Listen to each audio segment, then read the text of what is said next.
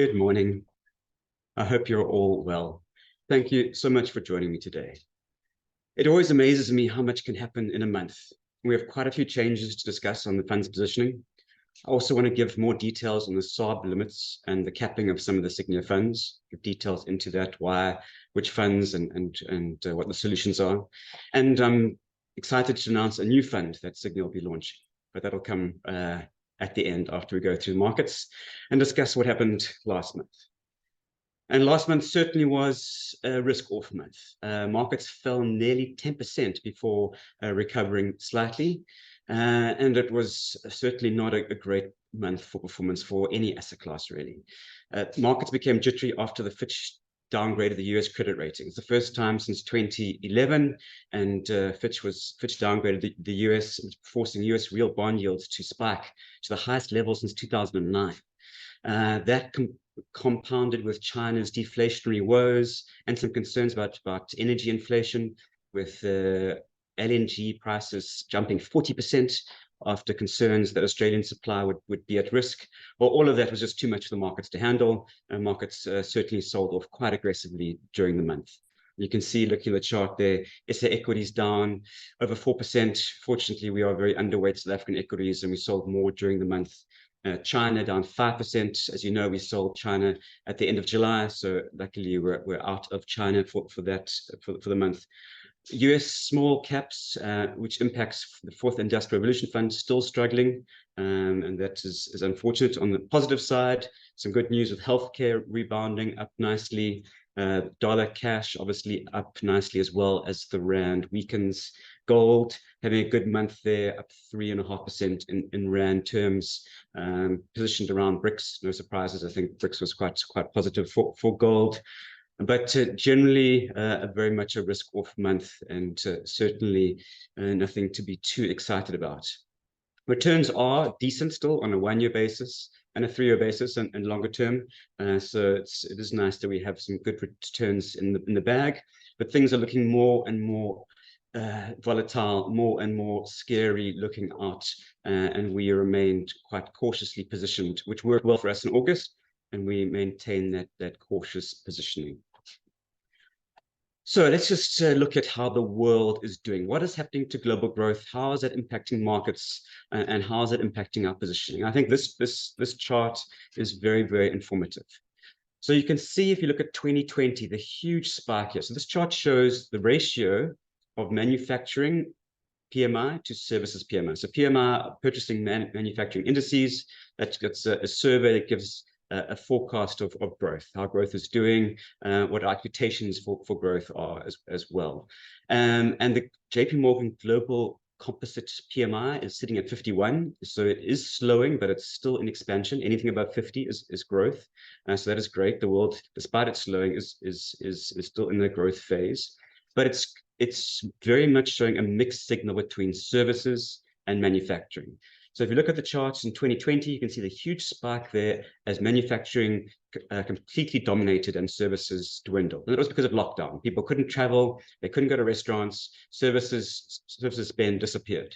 And instead, when people were locked indoors, they bought an extra TV or a treadmill, or whatever it may be, an extra car, and manufacturing spend skyrocketed. Then 2 years later, come 2022, once lockdowns ended, we started to see a normalization of that. And people stopped spending on goods. They had enough TVs, they had enough treadmills, the car was looking shiny, and so they started to travel. And travel and services PMIs went up very strongly, and still are. So right now, manufacturing PMIs are below 50, so manufacturing is in a recession, while services are still expanding. But we're starting to see a shift towards a normalization. So in 2020, there was that huge COVID-driven drive into goods. 2022, as lockdowns ended at the end of 2022, there was a reversion into services. And now finally, we're starting to see a moderation as the world finally comes out of lockdown and all the distortions that happened, and people are now spending roughly equally on goods and services. So it's good to see that normalization. The big question is, manufacturing is looking like it has some green shoots and it's recovering. So it's picking up, but still shrinking. Services is slowing down as that rebalance is happening, but still positive. What will happen going forward? Will manufacturing pick up enough to cover the slowdown in services, or will the composite, the combined services and manufacturing, the entire global economy, will it slowly just sink into a soft landing, into a shallow recession, or even a deep recession? And that's obviously what markets are most concerned about, is whether we will see a recession at the end of this year or the end of next year. Lots of reasons to worry about a recession, but also lots of reasons to expect a slow landing or a soft landing. I'll go into the reasons for each and how we're positioned going into the end of the year. But quite a fascinating chart, this one, to just see how the economy has been very much distorted by COVID, very much distorted by the lockdowns and the reopenings and all the supply chain disruptions. And that obviously also led to big inflation jumps across the world. Inflation hitting nearly 9–10% in many countries, and that's fallen dramatically.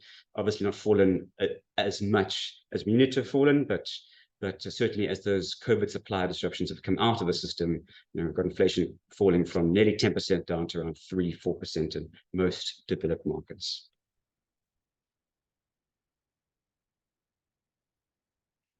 So jumping into the largest economy in the world, at the moment, the biggest growth driver as China slows down, looking at the US.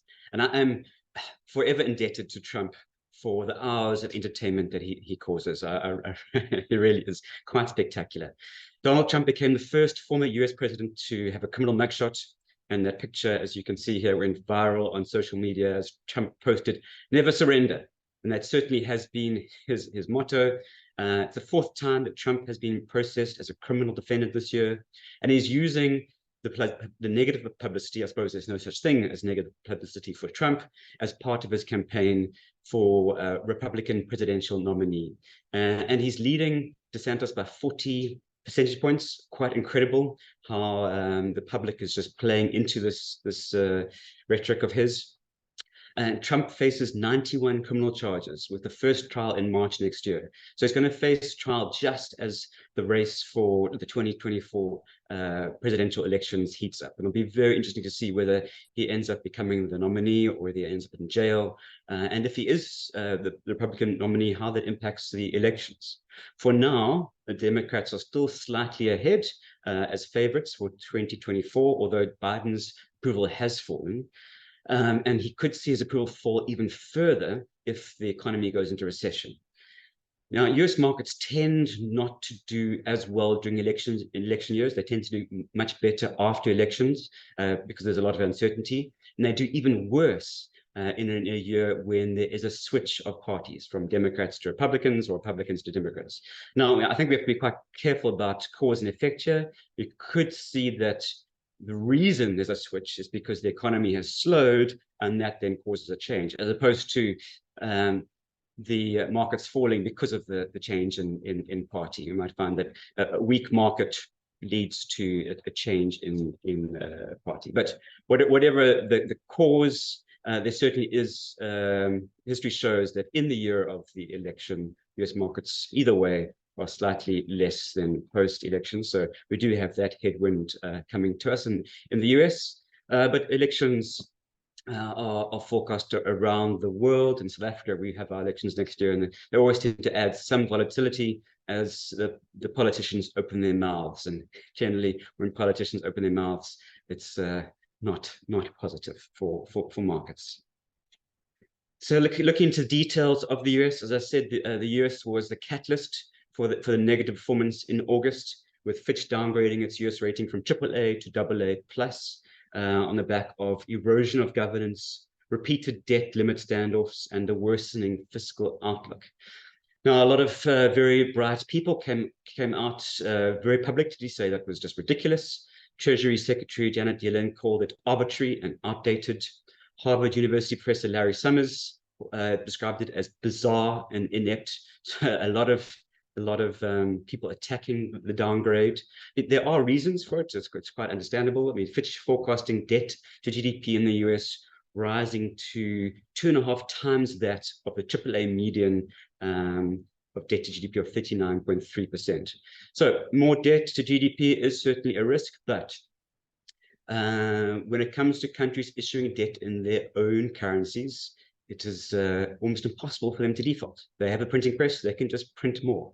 So an actual default is very unlikely. Same in Japan, they've got some of the highest debt levels in the world, gross debt levels, but because they're printing in their own currency, it's not an issue. South Africa, for the debt that we have in rands, also very unlikely we will default on that debt because we can just print more. It's not really that much of an issue. More importantly, when it comes to US bond performance, when the last time that the US was downgraded in 2011, there was some forced selling because a lot of mandates said that investors had to be in AAA debt. Those mandates were subsequently changed, and as a result, there isn't any forced selling this time around. So when it comes to the impact on the debt market, US bond yields jumped up, global bond yields followed. There was a lot of panic. We used opportunity to buy global bonds. It's been a very, very, very long time since we've had global bonds in the portfolio. We took them to neutral, which was quite a big move for us. But I firmly believe that the move up in yields was technical.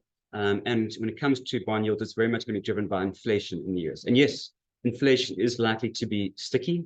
It's not going to fall as quickly as we expect, or as quickly as we hope. The last percentage down from 3% to 2%, but it's also not going to pick up significantly from these levels, and it's unlikely the Fed is going to have to hike materially from these levels. So let's look at US inflation, because it is what's driving global markets. Firstly, it drives global US bonds, which drives global bonds, then which in turn drives the US currency, both of which impact US equities and the rest of the world equities. So it is a very, very, very important starting point for any bottom-up or top-down view into your asset classes. So July inflation came in below expectations. Yes, it did tick up for the first time in 12 months, but still a good number, 3.2%. There is some concern that a second wave of inflation is on its way. That's what happened in the 1970s, 1980s. There's some concern that history will repeat itself, but just because the US is so strong. And I think that inflation will be more sticky than we expect. And certainly Q3 growth estimates in the US are well above trend. Residential investment has bottomed out. Retail sales in the US are very strong. So the US is resilient. That is not in question. The question is what happens going forward, and that is still looking on track for a slowdown. So if we look at reasons for a slowdown, well, S&P joined Moody in cutting the ratings on US banks, and they gave a reason for the reason being the tough economic climate. More importantly, there was new research from the San Francisco Fed, which confirms a much lower outlook for shelter inflation. And as you can see in the chart on the right there, the light blue line shelter, CPI shelter is the big sticky point. So if that is going to fall quickly, which the San Francisco Fed certainly believes, well, that is very positive for inflation. You can see there that if you look at the purple line, core goods, that's close to negative, and that's being helped by the disinflation coming out of China. We've spoken about that before. It's one of the reasons that we sold out of China in July. China not having enough stimulus, a lot of disinflation coming out of China, and that's good for the rest of the world. And it's helping inflation surprise the downside. So as long as China is slowing, commodity prices will remain in check. Goods inflation will remain in check, and that will help developed markets not have to push up interest rates as much as possible. Services, otherwise, the black line rolling over nicely, and core CPI also rolling over nicely. So the big two drivers are shelter, with the San Francisco Fed forecasting a steep decline, and Chinese goods deflation, which is being exported, and we think that'll continue. So reasons to believe that inflation will continue to at least not bounce anytime soon in the US. Another negative point in the US is the federal student loans. About 40 million Americans have student debt that they're going to start having to make repayments on in October. The amount of repayments are estimated to be $200 billion per year. and that's going to cut out a huge amount of consumer spending. So a number of reasons to expect the US to slow. Even though the US is resilient right now, we do expect growth to slow and inflation to remain in check. And certainly at the moment, it's unlikely the Fed is going to hike this month in the September meeting. We'll watch to see what happens, but highly unlikely. Yes, a lot of hawkish rhetoric as usual. Powell commenting at Jackson Hole that inflation remains too high, but unlikely that further hikes are needed at this point. So we did a big change to our positioning at the beginning of August. Before the big pullback, we rotated out of emerging markets, reduced our emerging markets, and into the US. And that was on the back, again, of the China story. So we cut China in July, and while China is not inflating its economy, while it remains doing targeted inflation and is holding back on the big bazooka, well, EMs are going to be held back. We're quite concerned that there is going to be a soft landing. Best case scenario is a soft landing into this year. And when that happens, the US is going to be the beneficiary. And it's just that it happened in August. It was quite amazing. So August was very much a risk-off month. But the big catalyst was the US being downgraded. So we had a negative month caused by the US because the US has too much debt. And which were the best performing asset classes?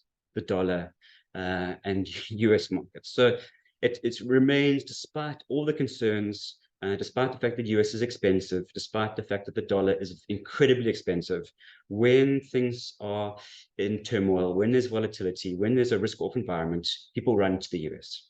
So that was our thinking at the beginning of August, is that we are heading towards a slowdown. There is going to be more volatility over the next quarter into the end of 2024.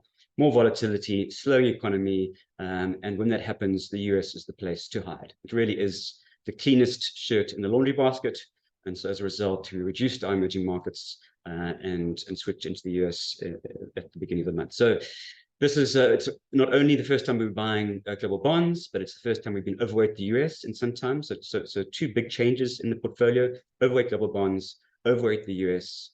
At the same time, we also cut our equity exposure. So you can see all our positioning has moved in tandem towards a more cautious stance. We cut China in July, cut EM in August. We cut equities, going overweight global bonds, or we bought global bonds, and going overweight the US, all very much a cautious position as we go into the end of the year. We had very, very nice year-to-date returns. We're going to bank some of those returns and watch to see how this volatility plays out. Now, there are other ways of playing that. One of them is South African debt. We still overweight, so I'll talk about it more in our essay slide. We still overweight South African bonds. We're getting 11% yield, just incredible. The South African, the Sygnia Enhanced Income Fund, 10.9% return at the moment. That's current yield. You're getting nearly 11% from South African credit, no duration risk, no property risk. It's a great place to hide while we wait to see how this volatility plays out into the end of the year. Now, this is all for people who have short-term cash flows. If you have short-term cash flows, you probably want to be more cautious.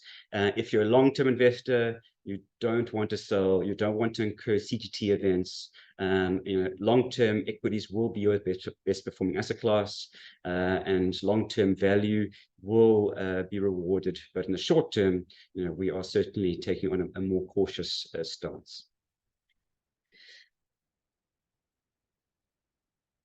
So let's focus now on the other big global economic driver, and that's BRICS.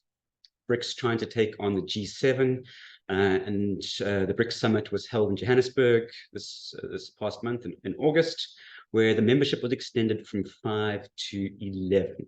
Top oil exporter Saudi Arabia joined the bloc along with Iran, Egypt, Argentina, Ethiopia, and UAE. And that was also part of an ambitious push to try and increase the influence of BRICS. China being the largest commodity user in the world, and now that we are joining, BRICS is joining with the largest oil exporters in the world, it certainly does create quite a substantial global bloc, and very, very interesting to see how that plays out. But again, when it comes to politicians, when it comes to politics, a lot is said and a lot less is likely to happen. So very excited that they actually agreed that on the membership increase, there was some doubt as to whether that would happen.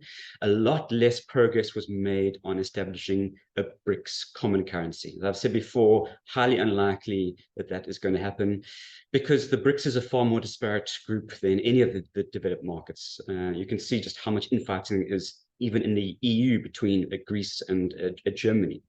And they have at least similar economic models. When it comes to China versus India or India versus Russia, there's such disparate ideologies that to have one common currency with one set of policy goals is highly unlikely. But that being said, there was significant progress towards trading in BRICS currencies. So when it comes to trading oil between China and Saudi Arabia, it's going to happen in BRICS currencies and just in local currencies and not in the dollar. So we are continuing to see a move away from the dollar and less dependence on the dollar. But it's still too early to say that dollar is going to disappear. Yes, the dollar is very expensive. Yes, we forecast the dollar to weaken over the next decade. But in the short term, with risk off being the likely outcome, the dollar is going to be the big beneficiary. And so, we think that the dollar is the best place to hide in that sort of environment. Now, that said, we are getting close to a turning point. It's just too early to see that turning point just yet. So as I said in the opening slide, while services are slowing, manufacturing is starting to improve. Now, when it comes to the emerging market versus developed market equity cycle and what drives the relative performance of the two asset classes, well, as you can see in the chart on the right, it's very much driven by global manufacturing cycle, as well as the dollar and the commodity prices. Now, again, we need to worry about causality.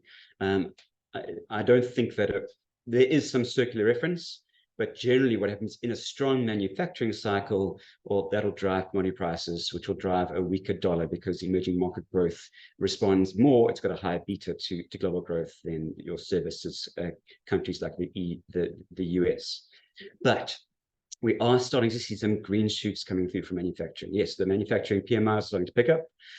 US capex intentions are turning positive. The Swedish PMI, which is a very early indicator PMI, is turning up.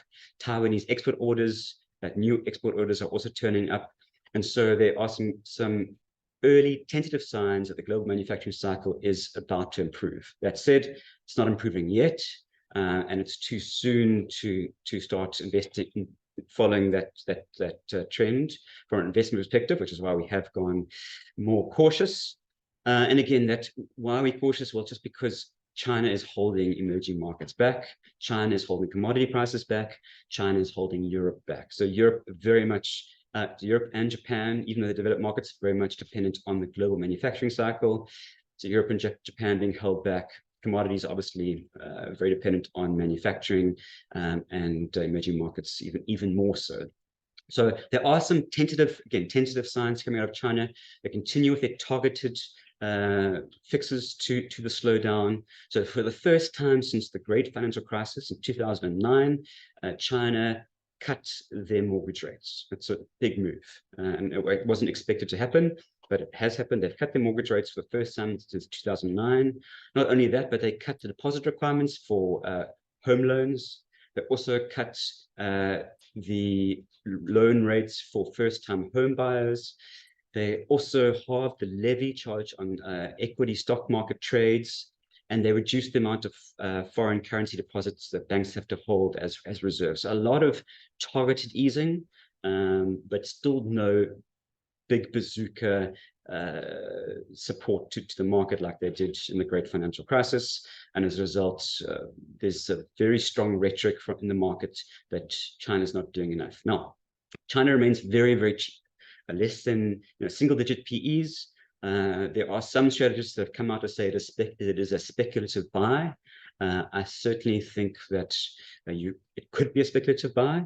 It is very cheap, and China is still very, very, very important from a global manufacturing perspective. But the safe move is to wait for that trend to change before you get back involved, and that's exactly what we're doing. We're waiting for that trend to change before we get in, before we go overweight emerging markets or China. So it's our short-term view, very protective. Longer term, China certainly is investable. Emerging markets certainly are investable. They're just very geared to the cycle, and when that cycle turns, they will recover quite nicely, along with commodity prices. And South African equities to some extent as well. South African equities are very correlated to the global manufacturing cycle, very correlated to commodity prices. We are commodity exporters. We export iron ore, we export platinum, we export gold and a number of rare earth metals, and as a result, South African equities, despite everything, will do better when that cycle turns. But we're not expecting that cycle to turn anytime soon, and that's why we cut South African equities further this month, and we remain underweight South African equities. So let's look at South Africa. South Africa, obviously, we hosted BRICS, so we were in the spotlight this month. Ramaphosa used Xi Jinping's common prosperity terms twice in his BRICS opening address. That's very interesting that he said that. South Africa continues to tread a very fine line to try and attract capital from the West and the East. There was some concern a few months ago that we were leaning too far to the East and we were going to alienate the West. There were some concerns we would lose AGOA because we were so closely aligned to Russia and China. That risk still certainly exists, but at least South Africa making an attempt to be neutral and to benefit from both sides, and that's, that is needed, right? Right now we have $8.5 billion pledged for South Africa's energy transition from the DM, France, Germany, US, UK, and EU. And at the BRICS summit, the New Development Bank pledged $3 billion to SA's energy transition. So if we can benefit from both sides, that's the best case scenario. We certainly don't want to alienate the West right now while the East is slowing. In fact, but you don't want to alienate the East either. When it recovers, it's best to try and tread that middle line. It's a very difficult line to manage, though. The New Development Bank also issued 1.5 billion rand in ZAR, which is very exciting for liquidity in the market, very exciting for the ZAR. Very tightly priced auction, but nice to see them raising money in rands. Otherwise, election risks are picking up in South Africa. I did mention that in the beginning. We've got our elections next year in April. We saw a new coalition emerge of 7 political parties: the Democratic Alliance, DA, the IFP, Freedom Front Plus, and a number of other parties coming together to try and challenge the ANC and challenge the EFF. And we do expect a lot of volatility in South Africa in the currency and also in South African equities and bonds to some extent, because of that rhetoric that's going to come out, the political rhetoric that happens ahead of elections. But that doesn't mean that South African bonds aren't a good place to invest. Right now, there's a lot of risk priced in. You're getting a fantastic yield, amongst the highest real yields in the world. As I said, over 11% yield from South African bonds. With inflation falling to 4.7%, it's just a magnificent real return from South African bonds. So that's why we remain over South African bonds. But certainly, we do think there is volatility there. So South African bonds more of a longer term play. If you want to get a decent yield with a lot less volatility than the Sygnia Enhanced Income Fund, just under 11% yield with no duration risk, a much safer place for a shorter term time horizon to weather the storm going forward. The good news is that the South African economy is muddling through. The chart on the right shows there that the private sector is, I don't know if resilient is the right word, but at least we're not contracting despite record load shedding. So I suppose that's impressive. It's not necessarily a good performance, but it's better than a contraction, and it is impressive that we were able to grow despite the headwinds from job cuts, despite the headwinds from incredibly low consumer confidence, despite the headwinds from a weaker rand and load shedding. We saw that the Q2 FNB consumer confidence index posted its second lowest reading since 1994. That's just horrendous. Absolutely tragic. The second lowest reading since 1994. Things are really tough in South Africa, and we've got a big fuel increase that's happening this month, which is also going to hit the consumer. The only good news is that inflation came in below expectations, 4.7%. The rand remains key for whether there are further increases going forward, but given the slow growth and given the fact that the US is likely to have peaked in its interest rate increases, we think no further interest rate increases in South Africa. And the FRA market is certainly saying the same thing, not expecting any more interest rate increases, which at least is not good news again. I mean, there's still very high real yields, which are really tough on equity markets, really tough on consumers. But hopefully no more increases going forward, and hopefully inflation continues to fall, allowing cuts to happen. First cuts are forecast for March next year, so that's only 6 months away. So hopefully we do see a cut in 6 months. But as I said, it's all very much rand dependent, and the rand is very much dependent on global growth and commodity prices. So as we go into a more volatile second half, this seasonal weak span of the year, with the US slowing, we think that we could see some more rand weakness and some more downside. So how does it all pull together from a positioning perspective? The good news is the US remains resilient, the cleanest shirt in the laundry basket. And the good news is that there's a global cyclical manufacturing bounce is certainly likely and could happen in the next month or two or three. So that's the good news. The third piece of good news is that China's disinflation is going to keep global inflation surprising to the downside, which means that central banks are unlikely to have to hike any further. So we've got interest rates that are probably going to move sideways, but they are high. We've got inflation that's hopefully going to surprise the downside. We've got a resilient US and some tentative signs in the global manufacturing, and China doing some targeted stimulus, which should at least also halt their decline.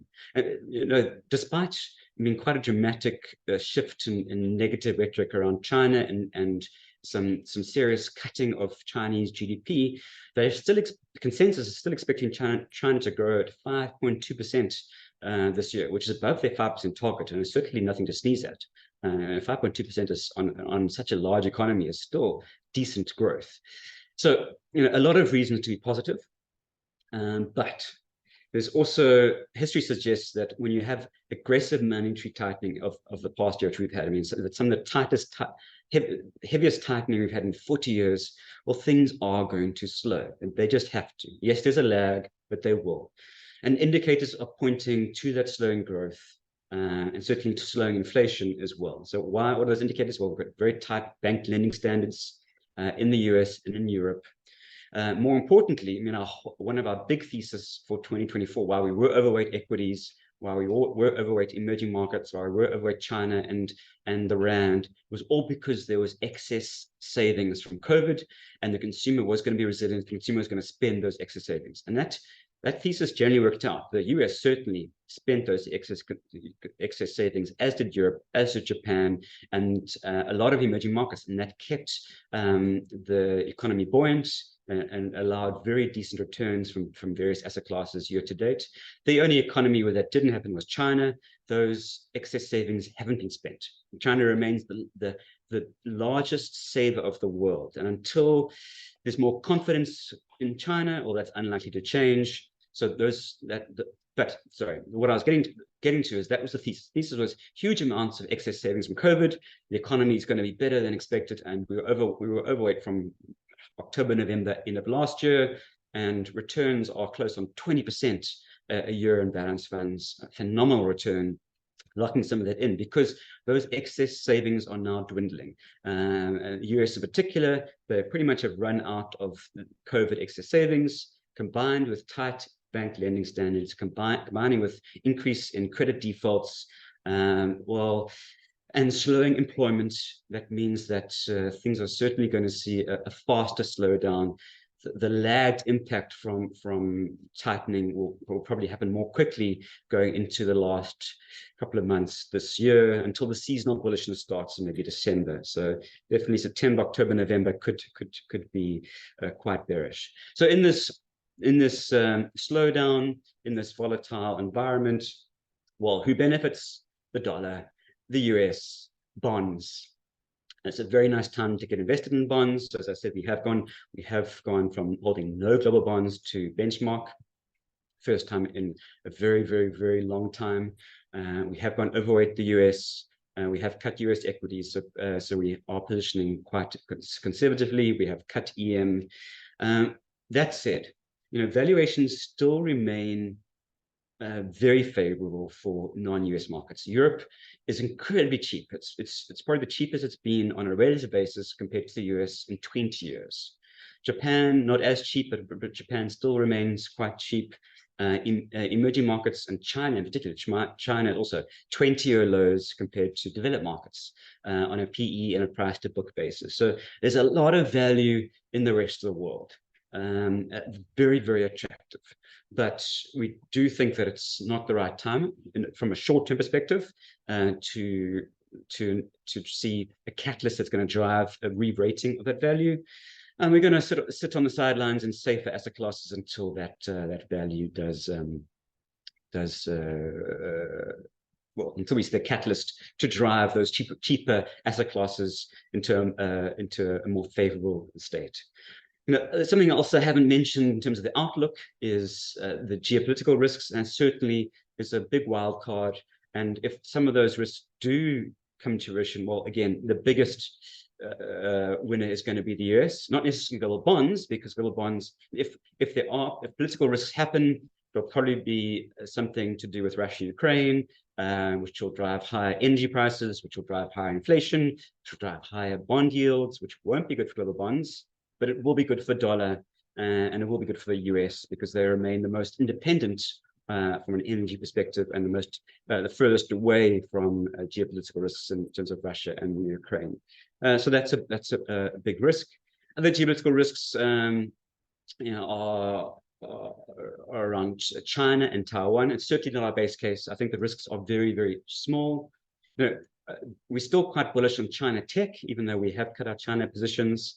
China tech is the large caps, and they are, in our EM50 index, emerging market 50 index, our exposure to China is in the large caps, which is generally technology. Now, we saw Baidu and Meituan and Tencent all release their equivalent of ChatGPT models this month, which is very exciting, and that should drive further price performance on Chinese tech shares. But what is interesting, if you ask those, and that you could ask in a variety of languages, if you ask those Chinese ChatGPT, the Chinese chat models, is China going to invade Taiwan? And they all say yes. So I think there's a lot of political influence into some of those answers, and I'm sure a lot of that is, again, just China trying to show that they are tough, maintaining a tough stance. We do not think that China is going to invade Taiwan anytime soon, but we're watching that. The other thing that was interesting that came out about China is the new Huawei phone, which has got incredibly advanced chips in it, chips that the world thought China could not manufacture. And with the chip embargo, everyone thought that China would fall behind and would be years before China could catch up. But those Huawei phones seem to be already amongst some of the fastest in the world. So again, China not to be underestimated. But right now, we think besides Chinese tech, we think it's safer to avoid that sector. So that is a wrap for positioning. I'm going to just talk about the capping of our funds and the launch of the new fund before I jump into Q&A. I'm sure that in the process, I'm going to answer a number of the questions anyway. So let me just talk about that first before I get to Q&A. So Okay, so let me start with the good news. The good news is that we're very, very excited to announce the launch of the Sygnia FANG.AI actively managed ETF. It's Sygnia's first actively managed ETF, so we're very excited about that. It's going to mirror the FANG.AI unit trust.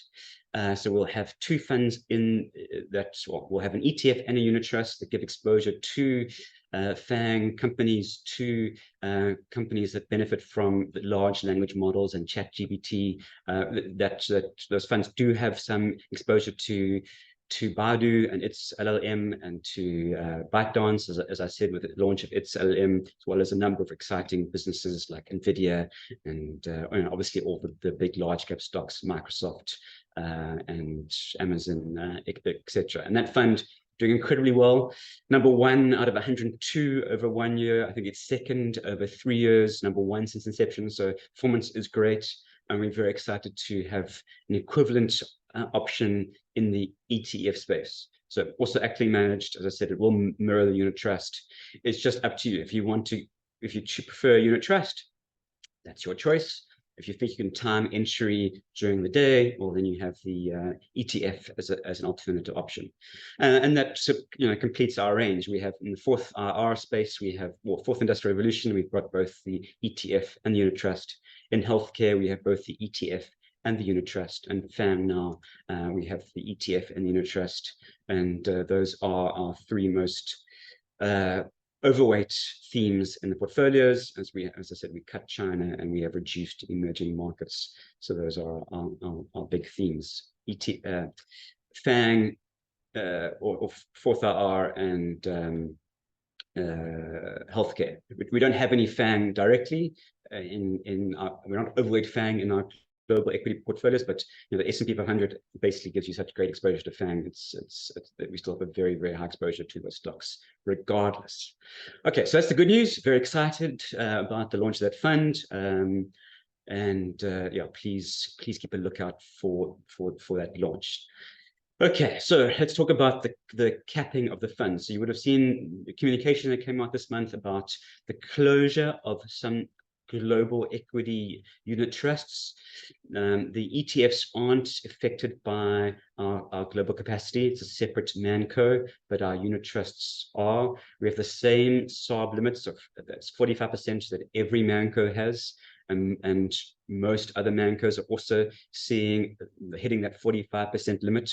And as a result, we had to not close the funds. The funds are still running, funds are still there. We just had to cap temporarily inflows into those funds because we've hit that 45% SARB limit. So what causes that? Believe me, we don't want to temporarily cap those funds. We don't want to turn away investors. It has nothing to do with Sygnia at all. It's not about Sygnia's balance sheet or Sygnia's risk or anything to do with Sygnia. It's about Sygnia's products. So because you're limited to 45% global products, it all depends on your mix. So those asset managers that have a high allocation, or let's say those asset managers whose domestic funds are very popular. So if they've got lots of money in their money market fund and lots of money in their bond fund or lots of money in their domestic fund, or that creates capacity for them to put money into their global funds. Sygnia, on the other hand, our most exciting funds or our most popular funds are in the global space. We've got Fourth Industrial Revolution, we've got the FANG fund, we've got the healthcare fund. Those are all incredibly exciting growth opportunities that investors love. And as a result, they are far more popular than our safe haven funds. We are currently running a Zen campaign. We're calling it the Zen campaign, and that's our safe haven funds. And they're incredibly good funds. As I said, the Sygnia Enhanced Income Fund is 10th out of 114 funds. It's doing incredibly well. It's got no duration risk, no property risk, a very stable return, 11% yield. That fund is doing beautifully well, but it's just not attracting as much money as our global funds. And because of that, it just impacts our product mix. Nothing to do with Sygnia, the company. It's all about the product mix. And until we start attracting more money into our enhanced income fund or our money market fund or our bond fund, well, unfortunately, that temporary closure is going to remain in place. So hopefully we will, as I said, we do have the Zen campaign. We do think that it's an attractive time to be buying South African bonds. We are overweight. We do think it's an attractive time to be investing in our enhanced income fund with an 11% yield. Certainly with the volatility that is there, but it's a nice place to hide. And hopefully as flows go into those funds, it'll create capacity to remove the temporary cap or closure of our global funds. But that's it. We're at the mercy of the SARB. We're at the mercy of our clients and their preference for our products. And until that changes, well, we have to close some of the funds. We'll keep you posted, and we'll reopen them as soon as we can. We desperately want to reopen them. We do not want to have them closed. But unfortunately, there's very little we can do besides try and attract more money into our domestic funds, which we are trying to do. Okay. So let's move on to Q&A.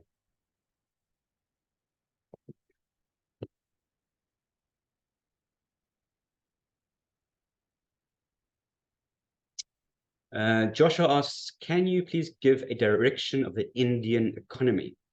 Well, that's an interesting question. We had the Sygnia Emerging Market 50 ETF invested in its first Indian stock, 4.5%. That's quite a big weight in an Indian stock. It's an Indian bank. The Indian economy certainly has weathered the slowdown far better than China and some of the other emerging market economies. It has a very high growth rate. The downsides to India is that it is quite expensive, and we also don't see its how do I put this? Its spending ability increasing. So China still has the most educated population, which is likely to get the more jobs going forward and be able to spend more money in the economy. Most of India doesn't have the same education levels as China, and so although there's a very strong population growth and India has the highest population in the world, it's still not going to be growing as fast. So one of the reasons that we do have this slowdown right now is that while China is slowing, India is certainly growing, but it's not big enough to just fill in the China slowdown gap yet. There's this bubble that's been left behind while India is growing, but just not big enough yet to cover the gap. So India, yes, we have thought about launching a specific India ETF, but we don't think the economy warrants it just yet. And we prefer to play India through our emerging market 50 ETF.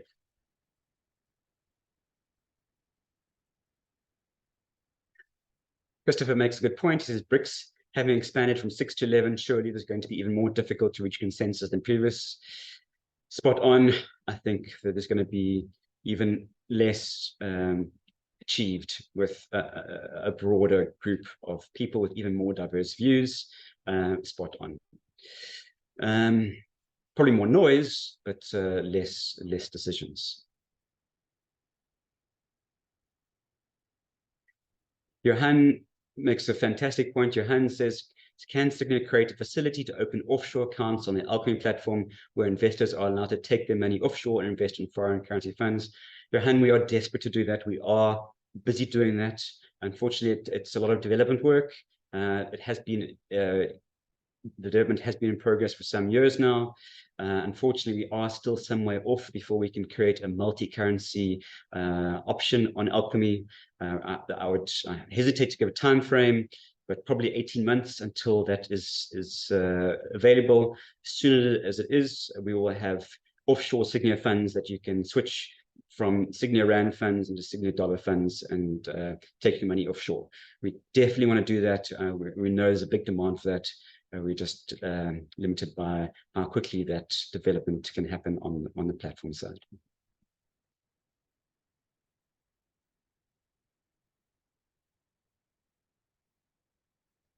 Christopher agreed. BRICS, diverse group of countries with very different agendas and unlikely to achieve much.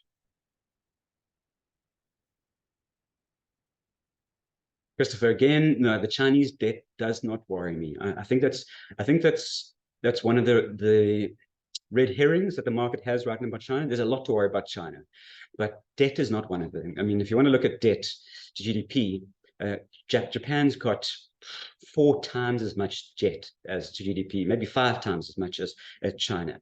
And we're not worried about Japan's debt because they can print more money.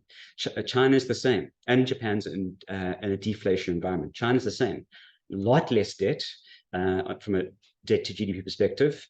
Most of it's in its own currency, but more importantly, like Japan, the Chinese consumer is a massive saver. So China has net positive savings. So they've actually got negative debt. So you don't have to worry about their debt. It was quite an interesting chart that came out from Alpine Macro this morning, just showing the government's debt to GDP ratio once you include savings as well as debt. Norway, the outstanding winner, but China second with positive, well, let's say negative debt, but they've got positive assets as a percentage of GDP. Second worst is Japan, and surprisingly, the worst. I thought Japan was the worst, but surprisingly, the worst is actually Italy. Italy got a horrendous amount of net debt when you take out the assets, foreign currency reserves, and savings, and other things. So debt is not a concern for China. They can very, very easily pay off in any debt that starts default, or create savings portfolios that ring fence the debt, or a number of things. Debt's not the concern. The concern is they're not spending enough money. The concern is they're not doing aggressive fiscal or monetary stimulus, and they can afford to, because I said their debt is not a problem. It's the one thing you don't have to worry about. Yes, on the listed side, the property market is slowing, and there'll probably be some defaults there, which will impact consumer confidence. But from a government perspective, no. Big runway. Chinese debt is not something to worry about. They can handle defaults. They can handle it. They're being overly cautious when it comes to debt, and that's what's caught them unawares right now.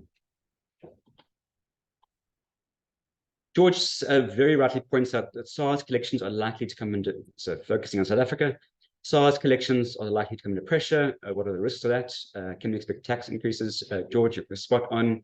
We're seeing some big deficits come through on budget deficits come through on the South African side. As commodity prices fall, all those commodity windfalls are now turning out to be commodity deficits. Expenses are higher than expected. Things aren't looking good, and we're probably going to have quite a bad budget in February.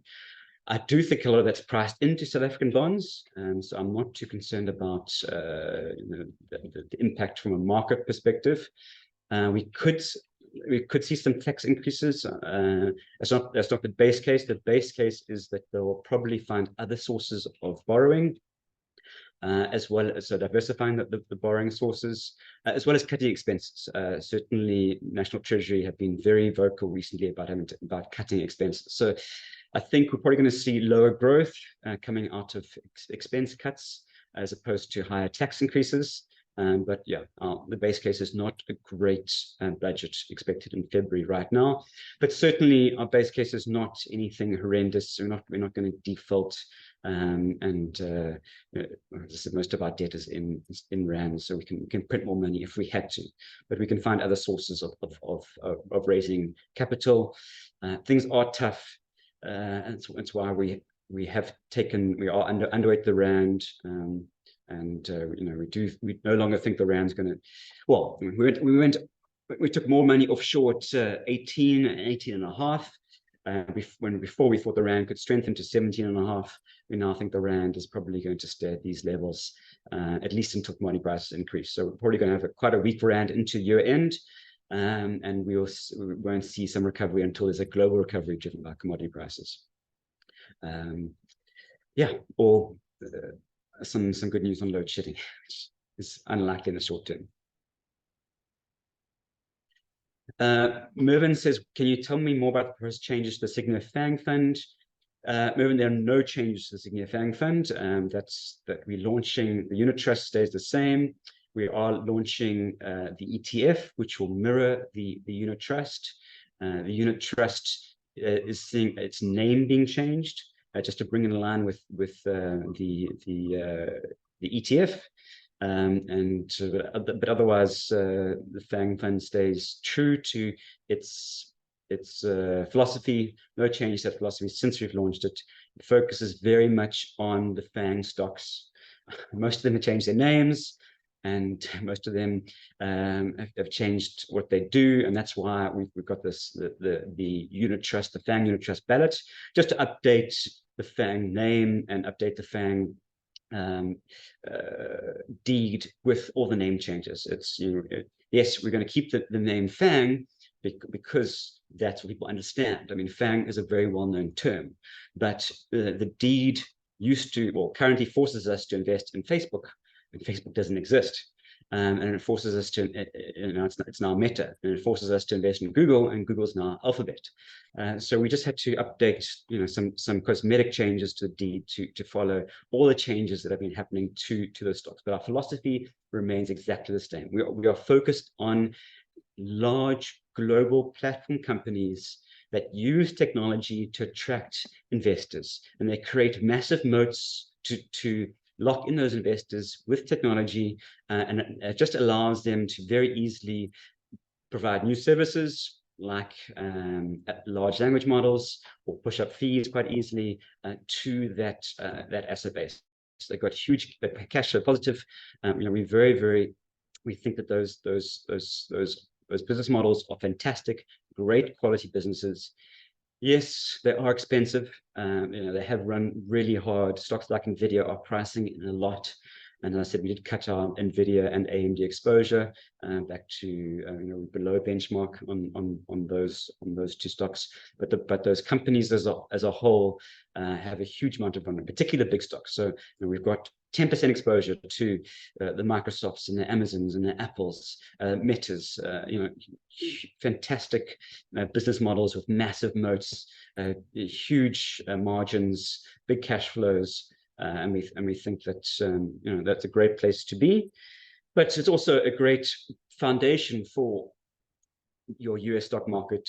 Even for MSCI World, it's a great foundation for MSCI World. Those are your biggest stocks in MSCI World. So they're just such big global companies that any investment globally into MSCI World or MSCI Country World Index or the US gives you exposure to them, and it's quite a nice defensive exposure. And I think, Mervyn, just to point out another interesting thing, one of the big risks that I was concerned about was antitrust legislation. Certainly small caps in the US are struggling, and we saw it with the rollout of these large language models at the beginning of this year, that those big FANG stocks, big FANG companies, they just paid huge amounts to buy out the competition. Any small business that they thought could compete with them, they just bought them, and they gained that capability and capacity. Now, before, I was very concerned about antitrust legislation and the fact that government would step in and try and break up those companies. But I think right now, there's so much focus on global competition, on America first, on making sure that America's technology is better than China, that the government's not so much concerned about breaking up US monopolies to help the small guy and foster competition and help US small caps. They're just actually more focused on having global winners that can compete against China and dominate the global scene. So, one of the big risks to the FANG companies has always been antitrust legislation. I think at least until elections next year, that's unlikely to be an issue, with the US looking outward for its enemies and not inward. Elodie, I think I answered your question on the Rand. We have, in the short term, changed our forecast to a weaker Rand, and we only think that there'll be some recovery towards probably early next year, depending on how the slowdown rolls out in the US, depending on how inflation rolls out. So very much data dependent, but so I'm not going to give you a point estimate. Our belief at the moment is weaker equities, weaker Rand, rather be in the US market as a safe haven, rather be in Zen, our Zen campaign funds, our safe haven funds like Enhanced Income or SA Money Market or SA Bonds, just to wait out this volatile period until we see some recovery either in global manufacturing more permanent slowdown in inflation.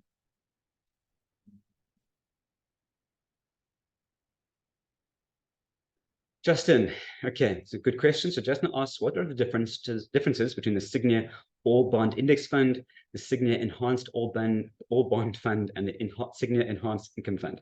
Sorry, it's quite a mouthful. Okay, so the Sygnia All Bond Index Fund tracks the bond index.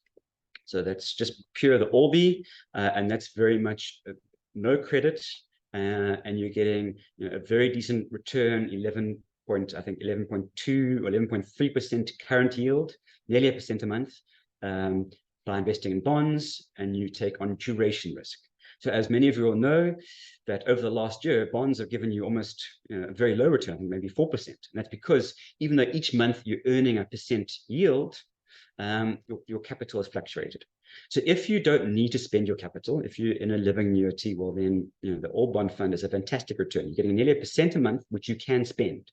You're not eating into your capital. Your capital fluctuates. You don't want to touch your capital, but while your capital is fluctuating until we see stronger bond yields, you've got this fantastic yield.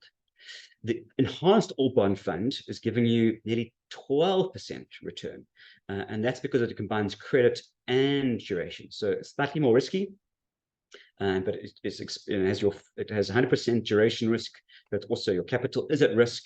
But again, if you're a living annuity, you can get 1% a month return, but your total return is going to be impacted by the fluctuations in your capital price. So if you need to access your capital, you don't want to invest in the All Bond Fund or the Enhanced All Bond Fund, because if you have to sell in 3 months, even though you would have earned 1% a month, you would have earned 3%.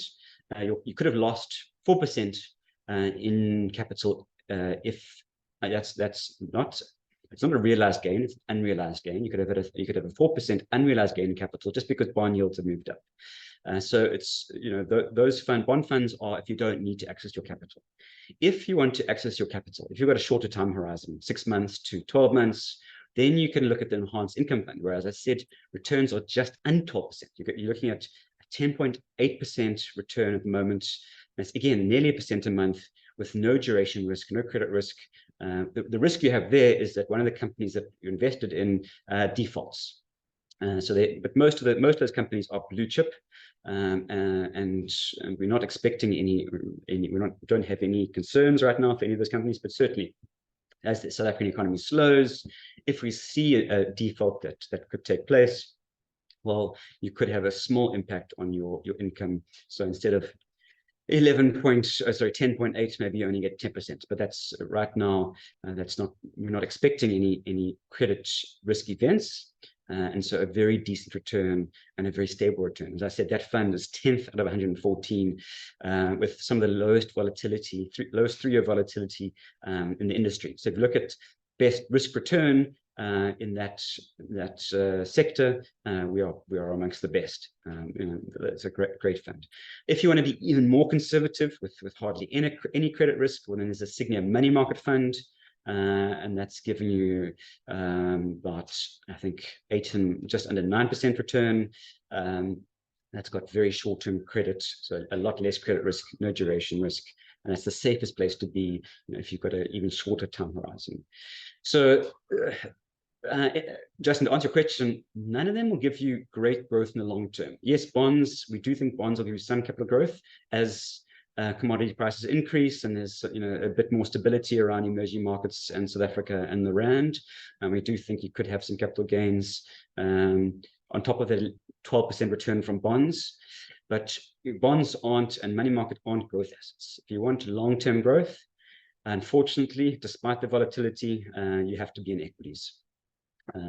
Properties are another real return asset class, but property we think has structural issues even in the medium term, and so I'd rather be in equities for growth for the long term. That's your long-term asset class.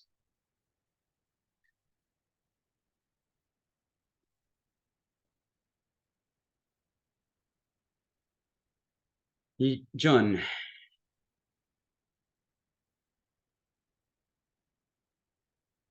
John asked, will the AI wave, which has been driving the US, keep the S&P outperforming the rest of the US and the rest of the developed world? And John, that's a good question. As you've heard me say before, when I was more bullish on the global recovery, when I thought China was going to bounce, and I thought China was going to spend their COVID savings, and the consumer was going to recover, and Chinese growth was going to be strong, which would drive commodities and drive China and drive emerging markets and drive Europe and Japan, which are very much global manufacturers. We were very much focused on non-FANG stocks or US industrials and US banks. Something I haven't mentioned, and John, thank you for reminding me, we were overweight US value in our US positioning. We've actually closed that position, and we're now invested in the S&P 500. So as part of our cautious outlook, we do think that some of the most defensive positioning over the next couple of months is going to be those AI stocks. They are not, the growth in AI is not dependent on manufacturing. It's not dependent on growth. So while we go into the slowing environment, you want to find sectors that are less dependent on global growth. Value is also, when do you want to be in value? So value is something that is cheap. Value tends to work well as growth is recovering. But when growth is, which is what we saw over the last 12 months, that's why we had value. But when growth is slowing, people will pay up for growth. When growth is hard to find, people will pay up for growth, and they will accept a discount on value. So we've closed out our value positions, and we switched into a neutral position. So we aren't overweight growth. We're just sitting in S&P 500 as a neutral position, because we think with a slowing growth environment, value is no longer going to outperform. US industrials are no longer going to outperform. US banks are no longer going to outperform, or just take a neutral position, and we're going to keep that neutral position until we see a global recovery come through. So it's all part of the same trade, really. And when we sold out of Europe and Japan and China, and we reduced all of those and reduced emerging markets, also reduced our value position and going to benchmark, which actually, as a result, means we bought those FANG stocks.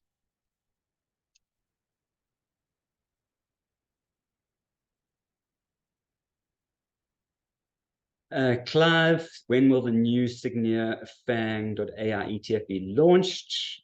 Again, dates. Soon. That's unfortunately all I can promise you. Hopefully this month, but yeah, all I'm allowed to promise is soon.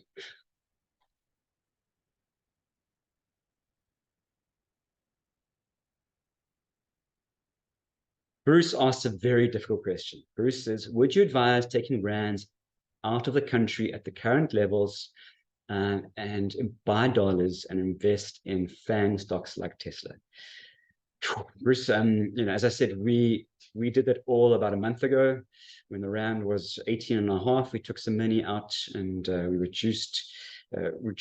bought some of those FANG stocks just by closing out the value positions. Since then, the rand has weakened quite a bit. Since then, the value stocks are a lot weaker. So it is much more difficult to call in the short term. I think my answer to that is always do everything in tranches. If you've got money sitting idly, money that you're looking to invest, I think you can't go wrong by earning 11% in enhanced income fund, and then in tranches taking that money into wherever you want to take that money, whether it's South African equities or South African bonds or global equities. It all depends on your time horizon, all depends on whether you want growth or growth assets or nominal assets, and all depends on what your existing mix is. So I can't answer what you take, but I would say that we positioned cautiously. So I think the safe answer is to tranche things as usual and earn 11 or 11%, 12% in some cash credits, and then take the money into your longer term assets as with volatility over the next couple of months. Because unfortunately, Bruce, there's a chance that I could be wrong. There is a chance that tomorrow China could announce a bazooka stimulus program, and we'd have to realign. We'd have to rethink our whole position. So it's always good to do things in tranches, and because you can never predict the future. You can just manage the risks. Right now, we think the risks are to the downside, and that's why we position cautiously.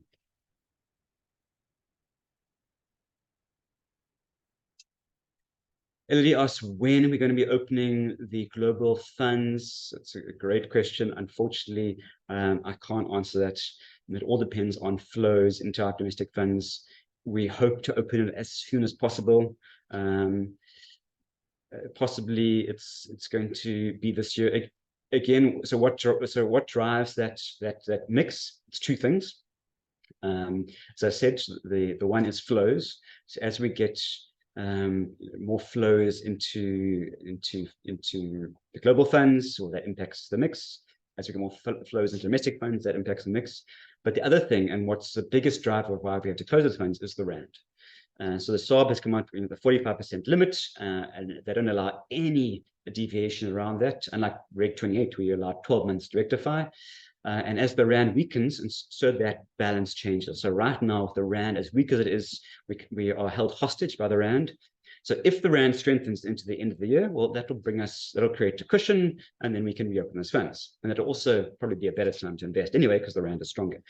But we're not forecasting a strong rand in the year, so I don't think, based on that basis, there's going to be any reopening. But we'll have to wait and see what happens. Certainly, the industry is engaging the SARB on this to try and be a bit more flexible.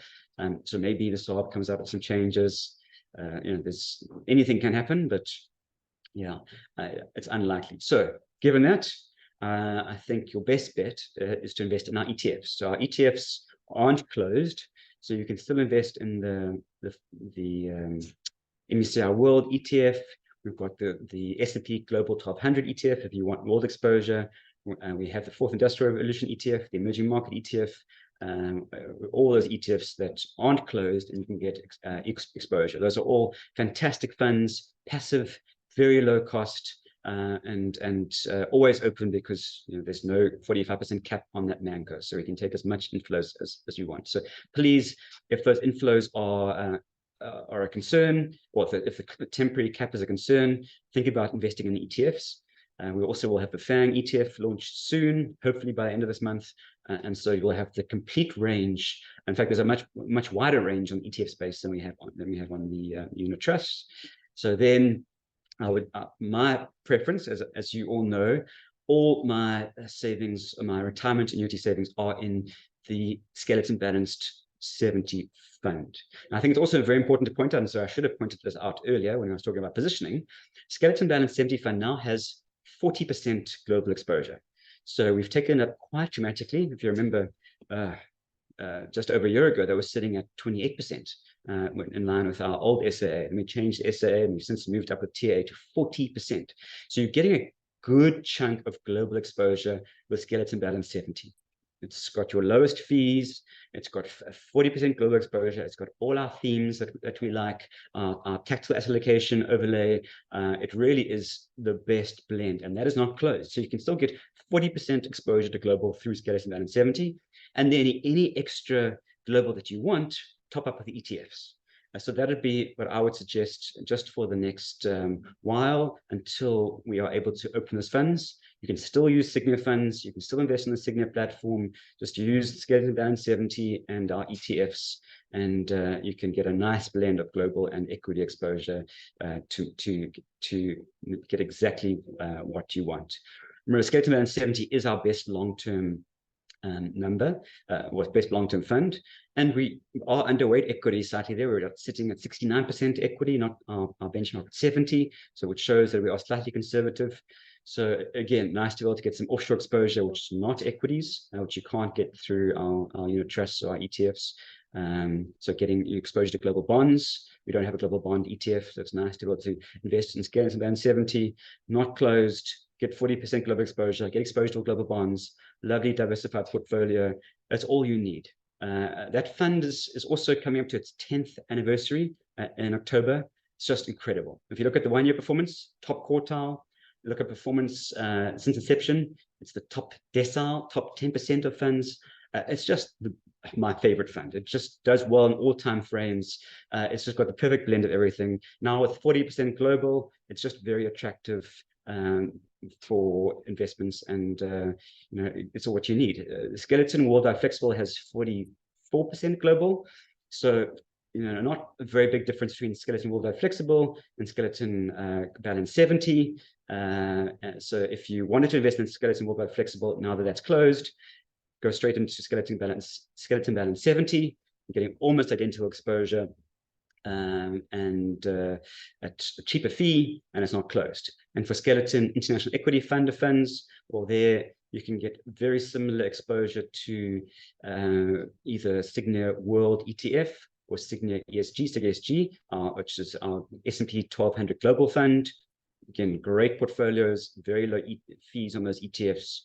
Diversified global exposure, one-stop shop. So if you're worried about those two funds, Skeleton International Equity Fund of Fund, I would go for Sig ESG. If you're worried about Skeleton Worldwide Flexible Fund, I would go for Skeleton Balance 70. The other fund that is closed is the fourth IR, well, that you can get the ETF,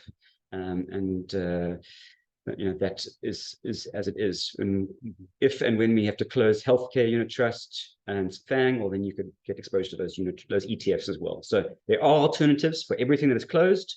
So please use those alternatives, those Sygnia alternatives, so you can get the exposure that you need. So I know it's complicated, and I know it's a frustration that it's unfortunately beyond our control. Roy, sorry, which ETF are you talking about? You're talking about the FANG ETF. It will launch towards the end of this month as our best estimate. It's going to be the Sygnia FANG.AI ETF. If you're talking about the global fund, then it's the Sig ESG ETF, SYG ESG. Very low cost, global exposure with an ESG tilt, and it's got great performance. Great performance. I think it's one of my favorite global ETFs. Nick, yes, the Sygnia FANG ETF, AMETF, will mirror the Sygnia unit trust. It does not mirror the benchmark. So the New York Stock Exchange FANG benchmark that both the unit trust and the AMETF will have as their benchmark, we do not track that benchmark at all. They were both active funds. And there's very, very important reasons for that. The FANG, in terms of the FANG philosophy, we want exposure to the big companies, the companies that have the large moats. So we have 11% exposure to those big five stocks, those FANG stocks. The smaller stocks, we don't want a 10% exposure to Snow, like the index. We don't want a 10% exposure to AMD. We think that those stocks are very high risk. Yes, some of them done very well. NVIDIA's done incredibly well, but they're very high risk, single product stocks. So the reason we have exposure to that benchmark is so that we can get more than 10% exposure to those big FANG stocks, but we don't have 10% exposure to the smaller ones, and we try and diversify the small caps into a much more stable risk return framework. So again, the fund works incredibly well from a risk return framework. We're number one against our peers. We outperform the NASDAQ because we have exposure we're overexposed to those FANG stocks, but we don't have as much risk as the benchmark because we have more diversified portfolio. We haven't only got 10 holdings, we've got 20 holdings. And I think it's a much better risk return balanced portfolio. Zanele, we haven't launched the FANG.AI ETF yet. It'll happen towards the end of this month. It should be on the Easy Equities platform at the end of this month once it's launched.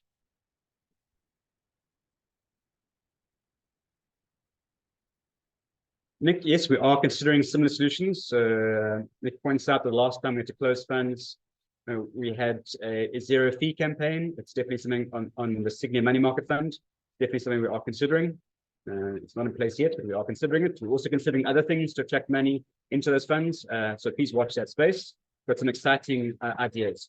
Sorry, pouring with rain here in Cape Town. Hope you can still hear me. Desiree asks, when will Sygnia open an Asia ETF? Desiree, we already have a Sygnia Asia ETF. That's our Sygnia EM50 ETF. That's 90% Asia, probably more. It was also got a little bit of Brazil and a little bit of South Africa, but probably 95% Asia. So you compare our Sygnia EM50 ETF to the Asia ETF.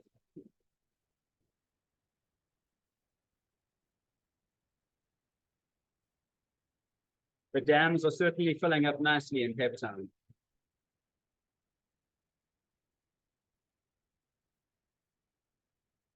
Anton, good question on the oil price. So while BRICS is certainly, and OPEC are cutting oil supply, there's two important things. One, they can never cut supply as much as they want to, because everyone always produces more than they want to. And two, while global growth is slowing, the oil price is not going to accelerate much. So we don't see a huge increase in oil until China inflates and emerging markets recover. So right now, we do think that there's limited upside to the oil price. Tom points out a lot of political risk with BRICS. Yes, I certainly agree with you. There are definitely some philosophical, some political and ideological risks when it comes to BRICS.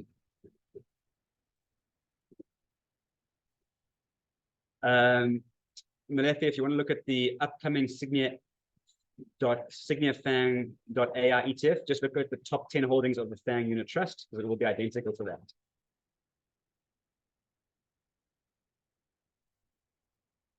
Mervyn, no, I don't think the rand will strengthen much into the year end. We think 1890. If you have to push me for a point estimate to 1890 is probably where the rand is going to end the year. So slightly stronger than we are now, but not much stronger. Tom asked about gold. Yes, I mean I'm very negative on gold, as you know, but the BRICS are going to continue to. BRICS central banks will continue to buy gold regardless of the price, and that will give some support to gold. So as long as you can forecast what the BRICS central banks are going to do, you can probably buy gold. I just can't forecast what they're going to do.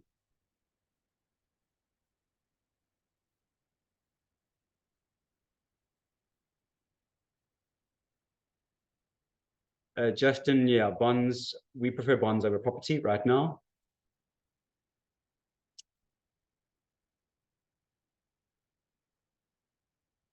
Tom, hopefully by the end of the month, the cents will go out for the ETF launch. Pleasure, Clive. Yes, Mervyn, I think, Mervyn, that's a good point. I probably should have pointed it out. So we haven't closed the FANG unit trust. If we do close the FANG unit trust, the ETF will not be closed. None of our ETFs are closed, are temporarily kept. None of our ETFs will ever be kept. They don't have to. They don't face the same SARB limit. It's a different ManCo. So right now the FANG unit trust is open, but if we close the FANG unit trust, the FANG ETF will remain open, just as all our ETFs remain open. And the same as the skeleton balance funds will always remain open because they are below the 45% limit. So the skeleton balance unit trusts will always be open. ETFs will always be open. So you can safely use those without any concern to build a portfolio for yourself.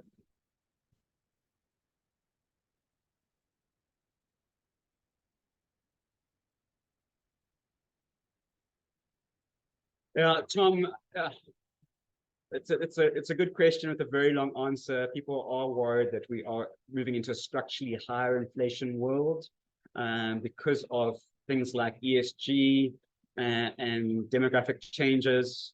I could talk for hours about that. My base case is still a deflation environment. I still think that Japan is the best model to look at the future. And Japan has been stuck in disinflation. Yes, inflation popped up temporarily, but I think China is facing a very similar property bubble to what Japan faced 30 years ago. I think a good proxy for China is Japan, but Japan's currency strengthened over the last 30 years. Japan's bonds strengthened over the last 30 years. So they were still investable. And Japan's equities had a couple of rallies of over 100%. They doubled, I think, 3 times, despite the fact that their equities are still lower today than 30 years ago. So if you use Japan as an example of where we're going to be, I think that there's still not enough growth, there's still not enough investing opportunities in the world, and as a result, there's not going to be structural inflation, and you can invest in EM debt more likely, and you can certainly trade EM equities when they're cheap. You want to buy them when you see a good catalyst, and then you want to sell them after they're bounced. So I still believe that we're not moving into a structurally different environment of higher inflation. We've been in disinflation for the last 40 years. Many people are saying it's a turning point. The next 40 years are going to be higher inflation. Yes, interest rates can't go much lower because we hit the zero bound. But I don't think we're going to end up with interest rates going back to 10, 15, 20% like they did in the past. There's just A, too much debt, and B, too many growth headwinds.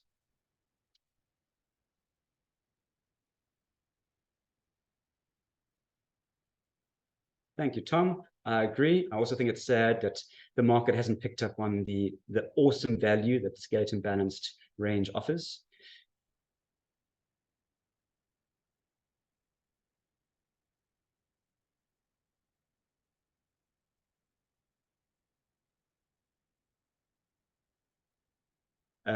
Renier, the Sygnia Atrix MSCI, we've got a couple of MSCI funds. I presume you're talking about the Sygnia Atrix MSCI World Fund. That tracks MSCI World Index. So that is a developed market index. It's got about 60% US, 40% not in Europe and Japan. It's got no emerging markets. The Sygnia Sig ESG, which tracks the S&P Global 1200 index. So there's an MSCI World option and there's an S&P World option. The Sig World tracks the MSCI World option, and Sig ESG tracks this S&P option. S&P option has got a little bit of emerging markets, got about 4 or 5% EM, so it's slightly different. But it's got roughly the same number of stocks, 1,000 stocks, well diversified across the world, about 60% US. So very, very similar, those two ETFs. Pleasure, Daniel. And that it is it for Q&A. So a long session today, lots of changes to our positioning, lots of discussions on the capping of our funds. I hoped I've helped. I hoped I've explained that there are some very viable and exciting alternative options for you to invest despite the capping of those funds, for you to put new flows in. Yes, we are more cautious over the next couple of months, but we are still bullish in the long term, and excited about the launch of the FANG fund, FANG.AI AMETF, which should happen this month. So please keep a lookout for it. And that is a wrap. So thank you very much. Thank you for joining, and have a great month. And I will see you in October. All the best.